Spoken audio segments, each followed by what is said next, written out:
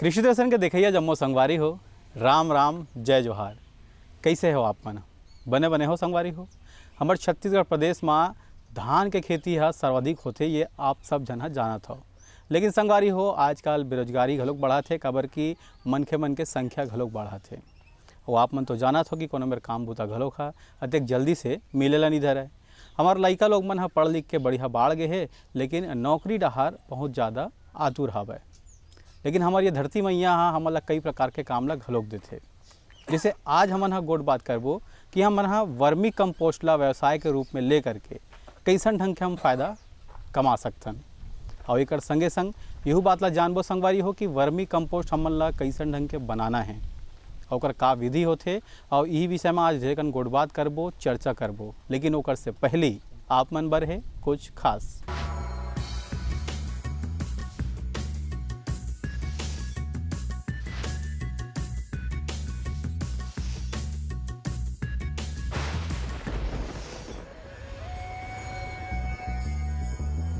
हाँ देख, मशरूम में जो ना काफ़ी अच्छे जो ना पोषक तत्व पाए जाते हैं।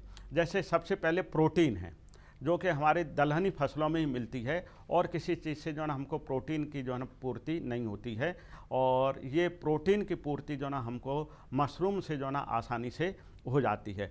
प्रोटीन में जो है कुछ एमिनो एसिड रहते हैं, जो एमिनो एसिड्स जो हमारी दलहनी फसलों में या जो हमारे जो छत्तीसगढ़ के जो रहवासी हैं जो कि शाकाहारी हैं, मांसाहारी भोजन जो है ना नहीं लेते हैं, तो उनमें जो विशेष प्रकार के जो ट्रिप्टोफेन और लियोसिन जो है जो एमिनो एसिड हैं वो जो है ना हमारे शाकाहारी भोजन में जो है ना अनुपलब्ध रहते हैं या मिलते नहीं हैं, वो मशरूम में उपलब्ध रहते हैं। तो वो जो है इनकी पूर्ति इससे हो जाती है। तो सबसे पहला तो यह है कि प्रोटीन जो है ना हमको बहुत ही अच्छी उच्च क्वालिटी की प्रोटीन मिलती है। और ये प्रोटीन की जो पचनशीलता है वो सब प्रोटीनों से काफ़ी अच्छी है। जो मांसाहारी प्रोटीन है उससे भी जो है ना काफ़ी अच्छी पचनशीलता है। तो संगवारी हो कार्यक्रम में एक बार फिर से आप मन के स्वागत है। और जैसे कि आज हमन गोट बात करबो, चर्चा करबो कि वर्मी कंपोस्ट हमन कैसे बनान और ओकर से लाभ कैसे कमान। तो संगवारी हो यही जानकारी देबर आज हमारे संग में हवय डॉक्टर जी.के. दास जी और इंदिरा गांधी कृषि विश्वविद्यालय रायपुर ले। हमारे कार्यक्रम में आपका बहुत बहुत स्वागत है सर। और जैसे कि हमारा पहला प्रश्न है कि वर्मी कंपोस्ट आखिर होथे का चीज़ और हमारे पर्यावरण में एकर कतका महत्व है।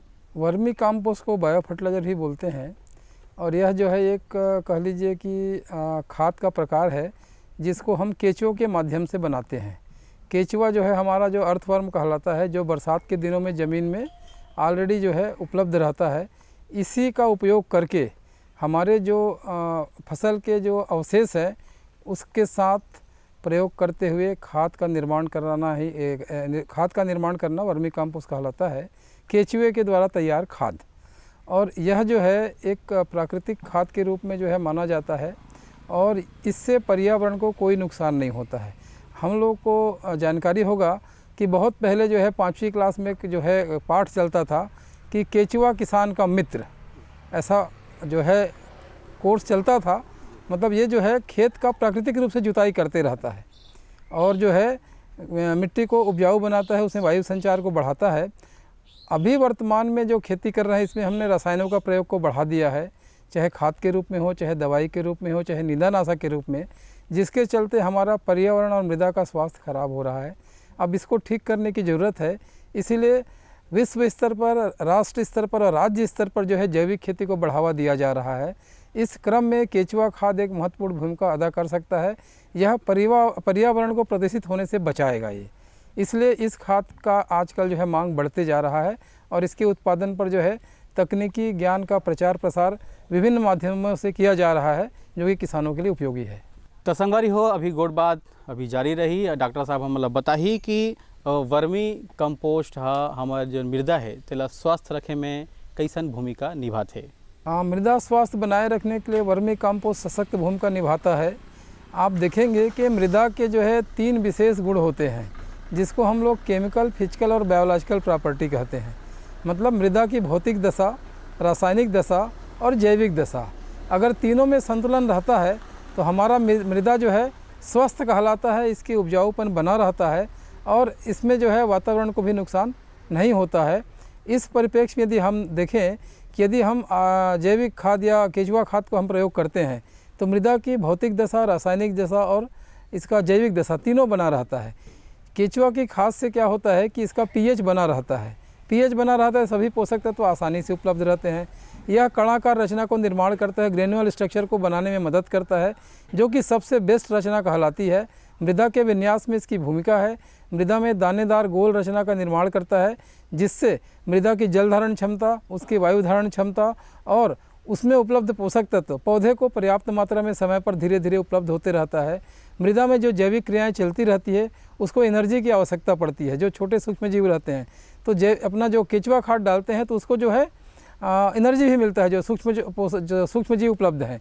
तो इस ढंग से मृदा के तीनों दशाओं को सुधारने में यह सशक्त भूमिका अदा करता है और मृदा के स्वास्थ्य को बनाए रखने में मदद करता है। और संगवारी हो, एक संगे संग यहू जानबो कि वर्मी कंपोस्ट बनाए बर हमन ला कौन कौन से प्रकार के सामग्री की आवश्यकता होही और ओमा का सावधानी रखे ला पड़ही।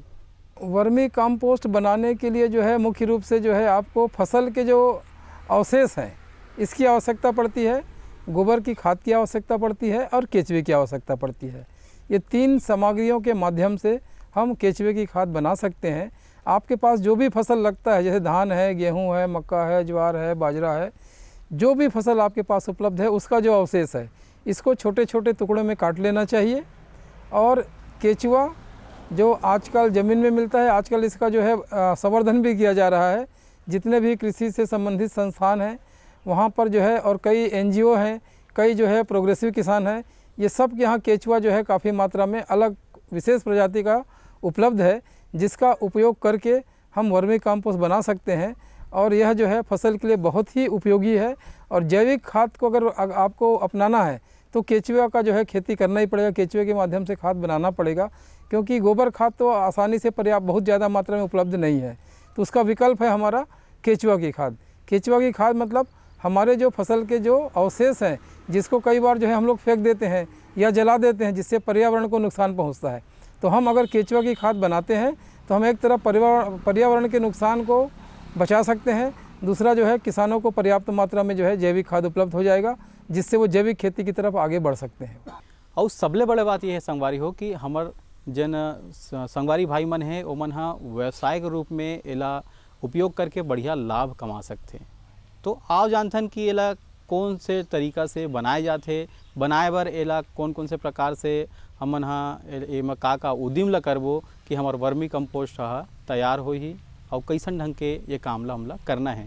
आप जानते हैं ये विषय में डॉक्टर साहब क्या बतावा चाहिए। सामान्य केंचुए से भी जो है अपन जो है जैविक केंचुए खाद बना सकते हैं, मगर कुछ विशेष प्रजाति है जिसके माध्यम से बहुत तेज़ी से जो है जो हमारे जो फसल के अवशेष है वो खाद के रूप में परिवर्तित होते हैं। अगर गांव की भाषा में कहे तो लाल रंग का जो केंचुआ रहता है, जिसमें लाल रंग ज़्यादा दिख रहा है, उसका अगर प्रयोग करेंगे तो तेज़ी से जो है हम केंचुए की खाद बना सकते हैं। यदि किसान जो है ज़्यादा खर्चा नहीं करना चाहता है तो सीधा मिट्टी अपना जो ज़मीन है उसमें गड्ढा खोद कर भी जो है वो केंचुए की खाद बना सकता है। अगर गड्ढा नहीं खोदना चाहता, जहाँ पानी भर जाता है, तो ज़मीन के ऊपर टंकी का निर्माण कर सकता है। अगर टंकी नहीं बना सकता है तो रेडीमेड जो है केंचुए की खाद के लिए जो है प्लास्टिक का जो है थैली मिलता है, उसमें भी जो है केंचुआ की खाद बना सकता है। और यदि किचन गार्डन के रूप में कोई हमारे शहर के लोग बनाना चाहते हैं तो बाल्टी में भी केंचुए की खाद वो बना सकता है। जिस स्तर का उत्पादन लेना है उस स्तर का जो है वो टंकी का निर्माण करे। सामान्य रूप से 5 से 6 फीट चौड़ाई का जो है अपने को जगह लेना चाहिए, 5 से 6 फीट चौड़ा होना चाहिए और लंबाई जो है 15 से 20 फीट। इस आकार का जो है 2-2.5 फीट टाका जो है निर्माण कर ले, चाहे वो नीचे अगर गड्ढा खोदते हैं तो उसकी चौड़ाई 5 से 6 फीट रहे, लंबाई 15 से 20 फीट रहे और नीचे उसकी गहराई जो है 2 फीट से ज़्यादा नहीं रहनी चाहिए। यदि ज़मीन के ऊपर बनाना है, सीमेंट से बनाना है तो सीमेंट से भी बना सकते हैं। यदि आप क्या कहते हैं प्लास्टिक से बनाना चाहते हैं तो प्लास्टिक का भी स्ट्रक्चर बना सकते हैं। ये रेडीमेड भी मिलता है बाज़ार में, आपका बीज निगम में जो है ये रेडीमेड भी मिलता है, प्लास्टिक का बना जो है, आपको सिर्फ फैलाना है उसमें। तो इस तरीके से आप ध्यान रखें कि टंकी की जो गहराई है 2 से 2.5 फीट, अधिकतम 3 फीट, इससे ज़्यादा जो है ऊंचाई या गहराई नहीं होनी चाहिए, नहीं तो जो है हमारा वर्मी कंपोस्ट ठीक से नहीं बन पाता है। संगवारी हो ढेर कन चर्चा चलत हवै, लेकिन बेरा हो गए एक ठन संदेश के। आओ देखथन और सुनथन ये संदेश ला।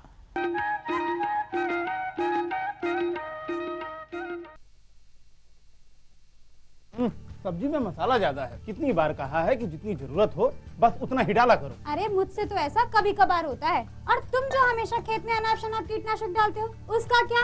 ठीक ही तो कह रही है बहू। देख, खेत में उतनी ही दवा डाल जितनी जरूरत हो। याद रखो, कीटनाशक जहरीले होते हैं। डिब्बे पे लिखी सूचना के हिसाब से ही दवा डालनी चाहिए। पहले फेरोमोन ट्रैप, फ्लाइट ट्रैप, मित्र कीट, जैविक कीटनाशक आदि का इस्तेमाल करें। जरूरत पड़ने पर ही रासायनिक कीटनाशक का इस्तेमाल करें। छिड़काव सुबह या शाम दस्ताने, मास्क और पूरी आस्तीन वाले कपड़े पहनकर करें। हवा की दिशा में छिड़काव करते हुए पीछे जाएं। दवा के डिब्बे, छिड़काव यंत्र सुरक्षित जगह पर रखें। अब कुछ समझे क्या? हाँ, समझ गया मेरी रानी। अब ना करो नादानी। इसने पिला दिया ना तुझे पानी।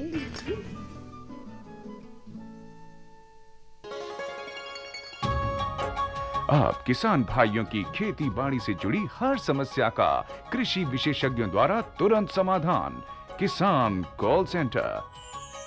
आप भारत के किसी भी प्रदेश में रहते हो, कोई भी भाषा बोलते हो, आपकी समस्या चाहे फसल की बीमारी की हो, खाद की, पशुपालन की या कृषि से जुड़ी नई तकनीक की, अपनी समस्या का अपनी ही भाषा में समाधान पाने के लिए आप देश के किसी भी कोने से डायल करें 1551।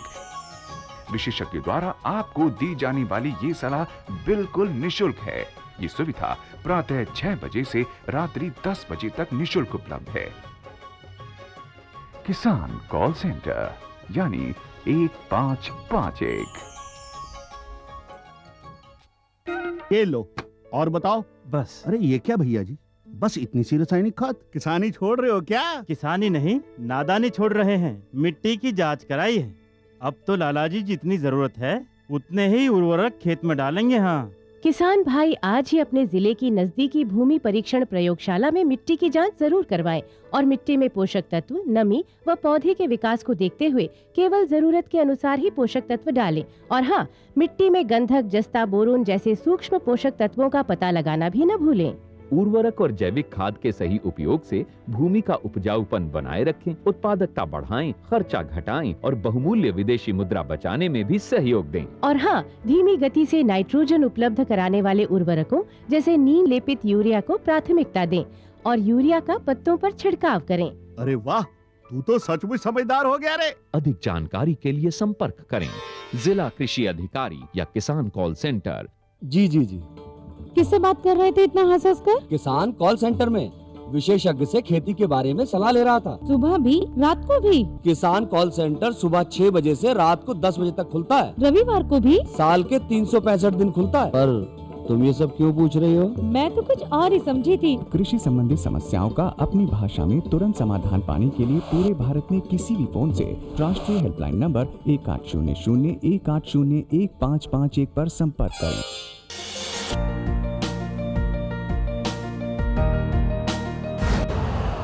यूरिया का स्वदेशी उत्पादन 70 लाख टन बढ़ाने के लिए 6 उर्वरक संयंत्रों का उद्धार किया जा रहा है। FCIL के गोरखपुर, सिंदरी, तलचर और रामागुंडम संयंत्र, HFCL की बरौनी इकाई और BVFCL की नामरू फोर्थ। सोने पर सुहागा ये है कि देश में अब बनेगा सिर्फ नीम लेपित यूरिया, क्योंकि इससे होगा किसानों का फायदा ही फायदा। अनाज का उत्पादन 10% तक बढ़ेगा। बढ़ेगी 10 से 15% नाइट्रोजन क्षमता।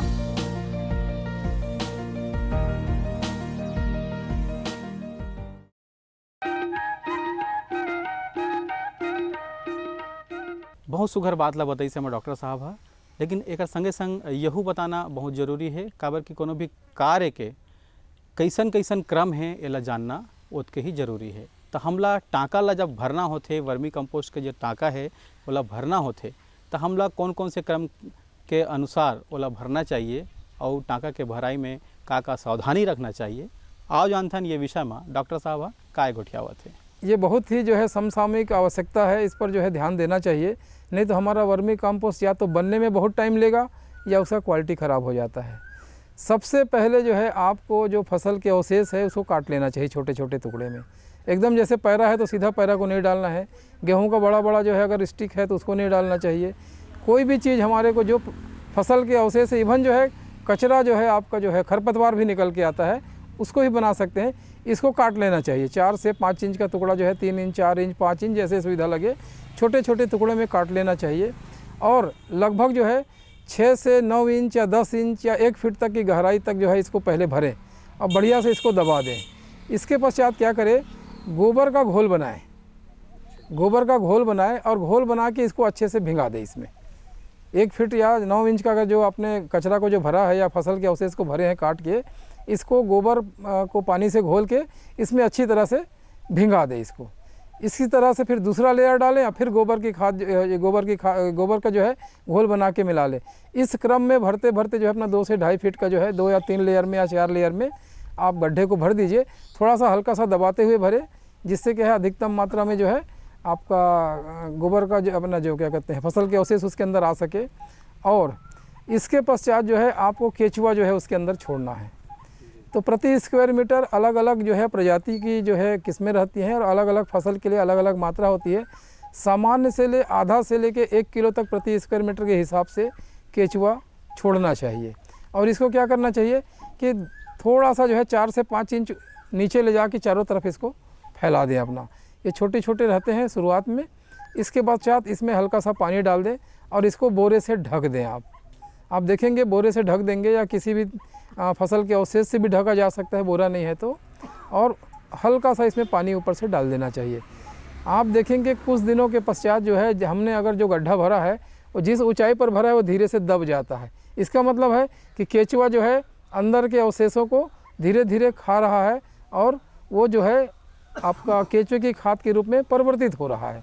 तो धीरे धीरे ये दबते जाता है। कुछ दिनों बाद आप देखेंगे कि जितना आप भरे थे उसके आधा जो है ये दब जाता है। उस समय आप इसको निकाल के देखेंगे तो आपका पूरा जो फसल का अवशेष है ये जो है एक भूरा रंग का भुरभुरा पदार्थ के रूप में बदल जाता है। तब हम मान लेते हैं कि हमारा जो है केचुआ का खाद निर्मित हो गया है। और इस पूरी प्रक्रिया में लगभग 3 से 3.5 महीना लगता है, कभी कभी 4 महीना भी लग जाता है। ठंड के दिनों में थोड़ा समय ज़्यादा लगता है, गर्मी के दिनों में जल्दी से जो है ये आपका परिवर्तन होता है इसमें। फिर यही जानना जरूरी है कि ये खाद हा कतका दिन में तैयार होते और येला हमला बेचना कहाँ है। आओ जानथन का थे डॉक्टर साहब है ये विषय में। अब ये निर्भर करता है कि टंकी का आकार क्या है। जैसे अभी यहाँ पर आप देखेंगे सामने जो है टंकी बना हुआ है, ये करीब 6 फीट 5 से 5.5 से 6 फीट जो है चौड़ाई का है और 19 फीट या 20 फीट का इसकी जो है लंबाई है। इसमें करीब जो है 10 क्विंटल के आसपास जो है कचरा जाता है और इसका 60% जो है वो अपना केचुआ की खाद तैयार होगा। मतलब जितना भी मात्रा आप डालेंगे पुराने फसल के अवशेष गोबर की खाद वगैरह सब मिला के, उसका 60% हमको जो है केचुआ की खाद प्राप्त होगा। अगर 100 किलो डालते हैं तो 60 किलो हमको मिलेगा। इसी अनुपात में जितना लंबाई चौड़ाई रहेगा टंकी का उसके हिसाब से केचुआ की खाद हमको प्राप्त होगा। जैसे कि संगवारी हो हमारा आज के विषय है कि हमार जन संगवारी भाई मन है ला व्यवसाय के रूप में ले सकते कि नहीं ले सके। जब एला व्यवसाय के रूप में अपना ही तो ओला का बात के प्रबंधन ला पहली करेला पड़ी। बिल्कुल, ये जो है व्यवसाय के रूप में अपनाया जा सकता है। बहुत सारे स्वयं सहायता ग्रुप जो है इसका व्यावसायिक उत्पादन कर रहे हैं। कृषि विज्ञान केंद्र के साथ यदि संपर्क करें तो आपको व्यावसायिक उत्पादन के लिए क्या क्या शासन की छूट या सुविधाएं मिलती है इसकी भी जानकारी मिलेगी। और इसका जो है उत्पाद को कहाँ विक्रय करना है इसमें भी वो सहयोग प्रदान करेंगे। इंदिरा गांधी कृषि विश्वविद्यालय में कृषि के उत्पाद को बेचने के लिए एक हाट ऐप भी डेवलप किया गया है। आप अपना एड्रेस पता वहाँ भी डाल सकते हैं, वहाँ से भी जिन किसान को ज़रूरत है वो संपर्क करके आपके पास संपर्क कर सकेंगे। अच्छा संगवारी हो, जैसे कि आप मन सुने जाने कि हमारा वर्मी कंपोस्ट ला कैसे बनावत ना ओकर बर का उद्यम करेला पड़ी। फिर यही बात जरूरी है कि हमला सावधानी का रखना है वर्मी कंपोस्ट के निर्माण में का सावधानी होते। आओ जानथन ये विषय में डॉक्टर साहब का बताते। केचुआ खाद बनाने के समय कुछ बातों का विशेष रूप से ध्यान रखना चाहिए। जैसे कि हमारे जो फसल के अवशेष है उसको तो काट के डालना है इसमें, पहला चीज़। दूसरा जो है केचुए का शत्रु होता है चींटी, इसी की तरह से इसमें छिपकली और सांप, ये 3 जो है इसके शत्रु हैं, तो इससे इसको बचाना ज़रूरी है। तो जो भी जगह का चुनाव करे वो साफ़ सुथरा रहे, आसपास उसमें जो है गंदगी ना रहे, और देखे कि कहीं आसपास में खेत है तो उसके चारों तरफ हल्का सा गड्ढा खोद दे, जिससे सांप वाप आए तो चारों तरफ से उसमें अंदर घुस ना सके वो।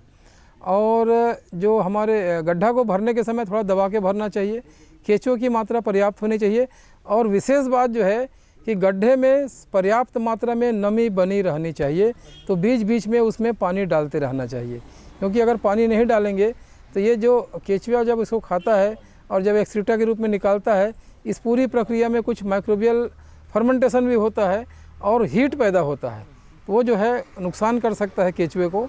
इसलिए उसमें नमी बनी रहनी चाहिए। अगर नमी नहीं रहेगा तो केंचुआ नीचे जाएगा और ऊपर का जो है पोर्शन जो है बिना खाए अनडाइजेस्टेड पड़ा रहेगा।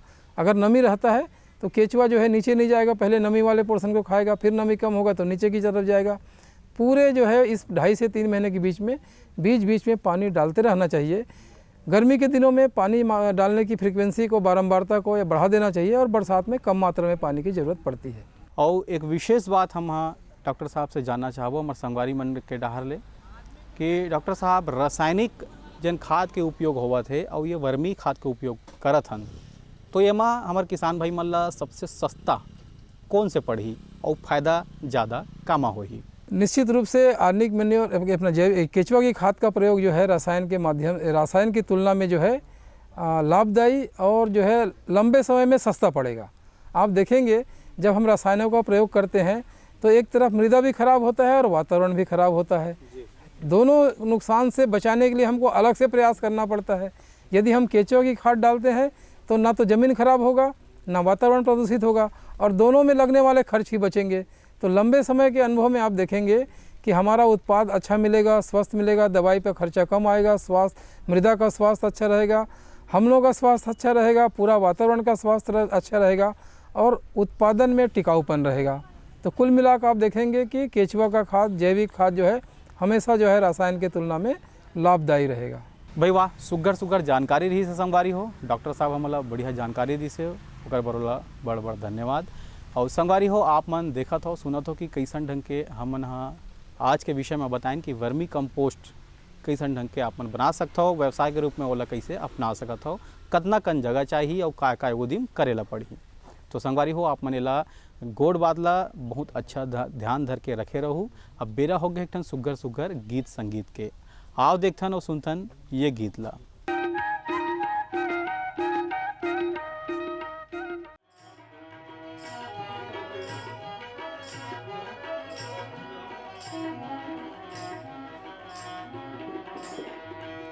ये युग के लइका मन का पोथी बाटत है, चूह के खुशियार हो गए।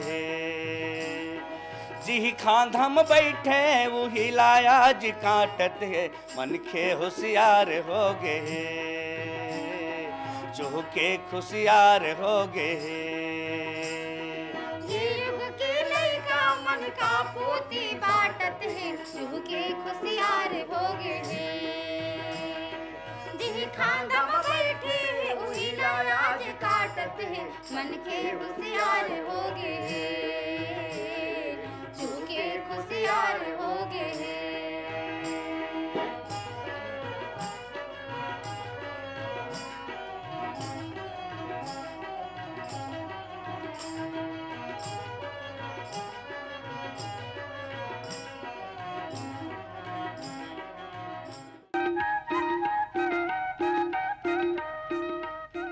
तो संगवारी हो, आप मन ला हमार आज के कार्यक्रम कैसे लगिस ये ला आप मन चिट्ठी पत्र के माध्यम ले जरूर बताहू। हमार पता तो आप मन ला पता है, कार्यक्रम कृषि दर्शन द्वारा निदेशक दूरदर्शन केंद्र शंकर नगर रायपुर छत्तीसगढ़ 492007। तो संगवारी हो, आपके मितान अगले अंक में नवा विषय संग फेरा ही, तब तक बर जय जोहार।